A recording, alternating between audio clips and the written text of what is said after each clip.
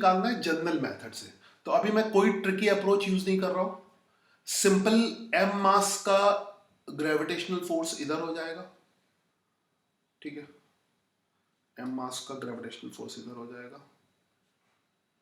ठीक है, और इस वाले एम मास का रेड वाले का ग्रेविटेशनल फोर्स इधर हो जाएगा।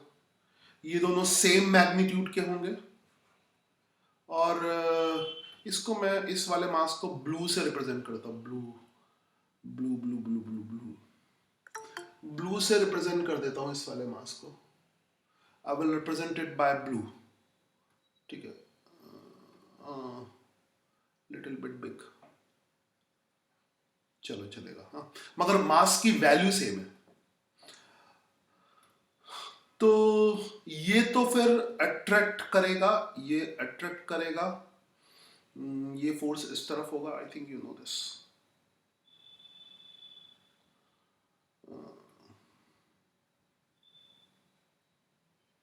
ठीक, इसका मैग्नीट्यूड डिफरेंट होगा, तो इसको मैं फिलहाल एफ डैश लिखता हूं, ठीक है। तो अब मैं कुछ भी नहीं कर रहा इसमें, कोऑर्डिनेट एक्सिस हॉरिजॉन्टल और वर्टिकल ले रहा हूं, ठीक है। थोड़ा सा इसमें आसान पड़ेगा, देख लेना, बाकी सब भी कर सकते हो, क्योंकि बाकी सब में जैसे ट्राइंगल का भी कर सकते हो तो उसमें कंपोनेंट करने पड़ेंगे। तो मैं हॉरिजॉन्टल एक्स एक्सिस लेता हूँ, this is my ex axis, क्योंकि इस पॉइंट पे नेट ग्रेविटेशनल फील्ड निकालना है, और वर्टिकली वाई एक्सिस लेता हूँ। ये सिंपल सा ट्रेडिशनल सा मेथड है, जिसकी मैंने टेस्ट में भी प्रैक्टिस कराई है तुम्हें, है ना, टेस्ट क्वेश्चन सब ऐसे ही दिए। तो एक्स वाई ऐसा हम ऐसा लेते हैं, है ना, ट्रिकी अप्रोच नहीं यूज करते। तो इसके तो ऑलरेडी कंपोनेंट हैं, किसी किसी सवाल में जनरल मेथड बहुत डिफिकल्ट नहीं पड़ेगा, है ना, तो वो देख लेना, इसमें बहुत डिफिकल्ट नहीं पड़ेगा। तो एफ और एफ ये है, तो इनके तो कंपोनेंट कर देनी है, हमें एफ डैश के कंपोनेंट करने हैं, और ये एंगल 45 डिग्री है, तो जो एक्स और वाई के अलोंग नहीं है उसके कंपोनेंट करने हैं। तो this angle is 45 degree, this angle is 45 degree, तो मैं डायरेक्ट कंपोनेंट कर लेता हूँ कि कंपोनेंट किया, है ना, ब्लू वाले उसके कंपोनेंट कर लेता हूँ, लिटिल बिट बिगर। सो इसका जो कंपोनेंट होगा vertical component F dash sign 45, just make it blew, कि इधर भी ये ब्लू वाले का कंपोनेंट है ना, इसको मैं इसके ऊपर थोड़ा सा दिखा रहा हूं, ठीक है। तो ये आ गया, this is F dash by root two, F dash by root two, ठीक है। ऐसे यहां भी हो जाएगा, यहां पे मैं डॉटेड लाइन ऐसे दिखा रहा हूं ताकि तुम्हें पुरानी चीजें याद आए, है ना, पहले हम ऐसे ही करते थे, शुरू शुरू में डॉटेड लाइन सबके लिए रूल थे, तो आई होप इसकी अब तक प्रैक्टिस हो गई होगी। ये हो जाएगा F dash by root two, तो ये F dash by root two हो जाएगा, ब्लू कलर का भी था। अब हो गया, अब इसके हमने कंपोनेंट कर लिए, तो जो ट्रेडिशनल मेथड है उसी से सीधे सीधे चलना शुरू करो, कोई इसमें, तो टोटल जो फोर्स हो जाएगा वेक्टर फॉर्म में, F is equal to X component, F की वैल्यू कितनी होगी, टोटल फोर्स F की वैल्यू, सारे x कंपोनेंट को ऐड करेंगे। अब x कंपोनेंट क्या है, F plus F dash by root two, है ना, F plus F dash by root, इनकी वैल्यू बाद में रख लेंगे, वैल्यू बाद में निकाल के रख, पहले सॉल्व कर लेते हैं। F plus F dash by root two, ठीक है, and this is in minus I cap direction, तो माइनस भले ही आगे लगा दो वो भी चलेगा, this is in minus I cap direction. Similarly F plus F dash, ये ट्रेडिशनल मेथड है, कोई टेक्निक नहीं यूज कर रहा हूँ, सीधा आई वालों को ऐड कर रहा हूँ, जे वालों को ऐड कर रहा हूँ, ठीक है। तो F plus F dash by root two, F dash by root two, ठीक है, एंड जे कैप, ठीक है, एंड जे कैप, ये सिंपल होगा। तो इसमें तो खैर F plus F by root two common है ना, तो वो बाहर ले लो, तो F plus F dash by root two is common, you can take बाहर, यू कैन टेक आउटसाइड, तो अंदर ये ब्रैकेट लगा देना, इसमें ये सब छोटी छोटी चीजें होती है, नहीं तो अलग अलग नहीं लगेगा, तो ये कॉमन है, इसको हमने बाहर ले लिया। अंदर क्या बचेगा, जे माइनस आई, तो अंदर बचेगा जे कैप माइनस आई कैप, ठीक है।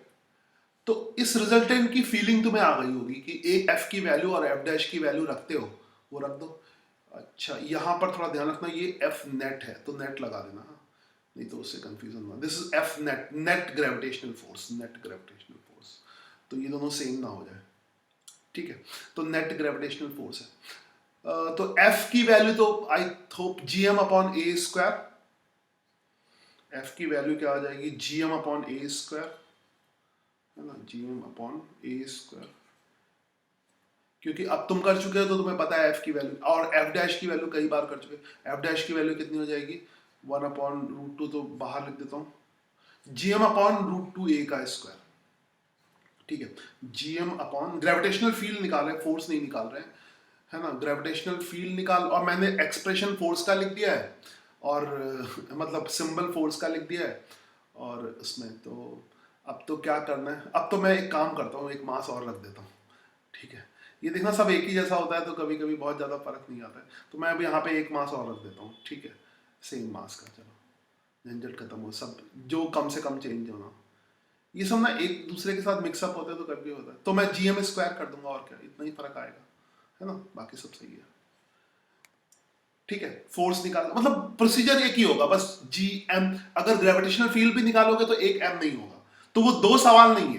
है ना। इसीलिए अभी तुम इलेक्ट्रोस्टैटिक जब पढ़ोगे तो देखोगे वो भी वही चीज है, बस एम की जगह क्यू है, तो बहुत इजीली चीजें प्रैक्टिस में बहुत जल्दी आ जाएंगी। चलो 1/, और डिस्टेंस का स्क्वायर कितना होगा, √2a स्क्वायर, तो दिस इज √2a स्क्वायर, ठीक है, ये है। और यहाँ पे फिर रहेगा, you should write this in bracket, हाँ, कहीं ऐसा ना करना कि ये अलग अलग ले लो, तो एक ब्रैकेट हमेशा लगाना है इसमें जब करते समय, तो ये आ जाएगा जे cap minus I cap, mathematics, तो ये नेट फोर्स की वैल्यू है जे कैप और आई कैप के टर्म में, तो ऑब्वियसली इसका जो मैग्नीट्यूड होगा वो तुम समझ रहे होगे, है ना, इसका मैग्नीट्यूड निकालोगे तो सपोज जैसे ये वैल्यू तो दोनों के लिए कॉमन है, मैं तुम्हें थोड़ा अगर इसको कोई, ये तो पूरा कांस्टेंट है ना, ये पूरा कांस्टेंट है, तो ये कांस्टेंट कोई सी अज्यूम कर लो, है ना, तो नेट फोर्स ये हो गया, नेट फोर्स हो गया, ठीक है, C constant, you can write it C J cap, C J cap माइन एंटायर एक कांस्टेंट है, ये सब सब जी एम सब √2 सब कांस्टेंट है, तो एक कांस्टेंट हमने पूरा कांस्टेंट इतने बड़े की जगह हमने एक ही ले लिया, सी ले लिया, तो ये हो जाएगा सी जे कैप माइनस सी आई कैप, ठीक है, सी जे कैप माइनस। तो अब जो हमने पिछले क्वेश्चन में निकाला था वो नेट फोर्स का मैग्नीट्यूड निकाला था, तो नेट फोर्स का मैग्नीट्यूड निकाला, तो पिछले आंसर से अगर कंपेयर करना है और ये भी कंपेयर कर लेना कि वो मेथड कितना आसान पड़ा, मगर वो इक्वल मैग्नीट्यूड के फोर्स में ही वैलिड होगा,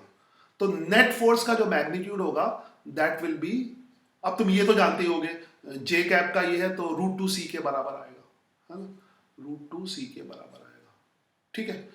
c की वैल्यू ऊपर से रख के आंसर चेक कर लेना, c की वैल्यू यहां से रख के पहले जो किया उसका आंसर चेक कर लेना, ठीक है। अब इसी कंटिन्यूएशन में, कंटिन्यू करता हूं, इसी कंटिन्यूएशन में सेम प्रोसीजर से, ऑब्वियसली प्रोसीजर सेम होगा, बस अगर रेक्टेंगल लोगे तो वो मेथड वैलिड नहीं होगा, रेक्टेंगल लोगे तो मेथड, तो प्रोसीजर तुम्हें वही फॉलो करना है, एकदम 100% प्रोसीजर फॉलो करना है। मैं इसमें क्योंकि एकदम सेम प्रोसीजर है तो मैं इसको पूरा नहीं करूंगा, मैं थोड़ा सा बता के, है ना, क्योंकि इसका आंसर भी तुम कंपेयर किससे करोगे, ये तो ओरिजिनल आंसर है, बस ये फीलिंग कराना है इसमें, तो मैं एग्जाम्पल, क्योंकि एकदम सेम टू सेम होगा, यही मेथड तुम्हें फॉलो करना है, तो आई विल टेक मासेस, यहाँ पर मास ले लो, ठीक है, और सॉल्व करके ग्रुप पे पोस्ट कर देना, यहाँ पे ऐसे ले सकते हो, वैसे किसी भी कोने पे ले सकते हो, यहाँ पे ग्रेविटेशनल फील्ड निकालना है, ठीक है, सॉल्व करके ग्रुप पे कोई भी पोस्ट कर सकता है इसका, है ना। लेंथ तो बताओ, लेंथ बता रहा हूँ, लेंथ स्नेहा ने जो ली थी वही ले लो, a और 2a कर दो, ठीक है। हाँ, अब इसमें ध्यान रखना, अब इसमें तुम क्योंकि इक्वल मैग्नीट्यूड नहीं होगा, वो देखना, अगर निकाला, क्वेश्चन पहले लिख दूं फिर बताता हूँ, क्वेश्चन पहले लिख दूं, तो मैं इस वाले P पॉइंट पर नेट ग्रेविटेशनल फील्ड निकालना है, P पॉइंट पर नेट ग्रेविटेशनल फील्ड निकालना है, तो EP का मतलब है नेट ग्रेविटेशनल फील्ड और P पॉइंट पर निकालना है, ठीक है। अब जो ट्रिक यूज की वो यूज नहीं कर सकते हो, क्योंकि इसकी वैल्यू एफ, ये ऑब्वियसली ये जो फोर्स है, अगर मैं इसको F1 लिखता हूं क्योंकि डिस्टेंस अलग है, तो ये F2 होगा, है ना, ये F2 होगा। समझ आई बात? तो जब इक्वल नहीं है तो उसको करने से कोई फायदा नहीं होगा, 2F cos थीटा नहीं आएगा, यहाँ पे मैग्नीट्यूड डिफरेंट है। और ये तीसरे वाले का भी मैग्नीट्यूड जो कि डायगोनल के अलॉन्ग होगा वो भी डिफरेंट होगा, तो वो भी आई थिंक डायगोनल, इतना बड़ा डायगोनल कौन बनाएगा, मेरे पास तो ये है ना, मैं इसको डायगोनल, इतना बड़ा डायगोनल कौन बनाएगा, तो कम से कम इसीलिए तो ये है डायगोनल। ओके, जस्ट ये हो गया, ये रहा डायगोनल। और ऑब्वियसली जो ग्रेविटेशनल फोर्स होता है वो पार्टिकल्स को ज्वाइन करने वाली लाइन के अलॉन्ग होता है, ठीक है। इसको कुछ लोग रटते भी हैं कि ग्रेविटेशनल फोर्स पार्टिकल को ज्वाइन करने वाली लाइन के अलॉन्ग होता है ना। तो जो चीज़ हर स्टेप पे यूज करनी है उसको रटने की क्या जरूरत है। चलो ये मगर F3 होगा, तो सबके मैग्नीट्यूड डिफरेंट डिफरेंट है, तो प्रोसीजर वही होगा, है ना। इसके F, यहां से एंगल निकालो, मैं थोड़ा और हिंट, यहां से एंगल A और 2A, ये एंगल निकल जाएगा, और एंगल कोई बहुत प्यारा एंगल नहीं निकलेगा, साइन थीटा 2A इस तरह से, मैं √2A देता हूँ तो एंगल बढ़िया निकल जाएगा, हाँ थोड़ा सा ऐसे √2A, तो sine theta is equal to 1/√2, 1/√2 क्या होता है, 45 डिग्री होता है ना, नहीं tan theta, sorry tan theta equal हो जाएगा, नहीं सॉरी 45 नहीं आ पाएगा, एक सेकेंड, इसमें जो एंगल निकलेगा, हाँ √3A ले लो, √3A ले लो, tan 30 इज इक्वल टू, हाँ तो तुम्हारी कैलकुलेशन आसान होगी, और जेई एडवांस का जो ट्रेंड है कि कैलकुलेशन को बड़ा नहीं करना, जो दिया है √3 है, तो tan theta is equal to perpendicular upon base 1/√3, 30 degree हो जाएगा, ठीक है। तो अब कर लेना, अब थोड़ा सा आसान होगा, ये 30 डिग्री होगा, ये 60 डिग्री होगा, तो मैं इसको नहीं करता हूं क्योंकि प्रोसीजर एकदम ऐसा ही है, कुछ भी खास नहीं है, यही सब करना है, बस ये दोनों डिफरेंट होंगे। जो कंपोनेंट, जैसे यहां पे मैंने जो कंपोनेंट किया, तो इस केस में हॉरिजॉन्टल कंपोनेंट, हाँ F3 cos थीटा होगा, और थीटा की वैल्यू भी तुम्हें पता चल जाएगी, tan theta is equal to A/√3A, और आई थिंक इसको तुम कर सकते हो, सोल्यूशन पोस्ट करो, ठीक है, सोल्यूशन पोस्ट करो, क्योंकि अगर मैं इसको सॉल्व करूंगा तो सेम प्रोसीजर रिपीट करूंगा। तो find net gravitational field at P, ठीक है, तो इस मेथड पे भी डिस्कशन हो गया।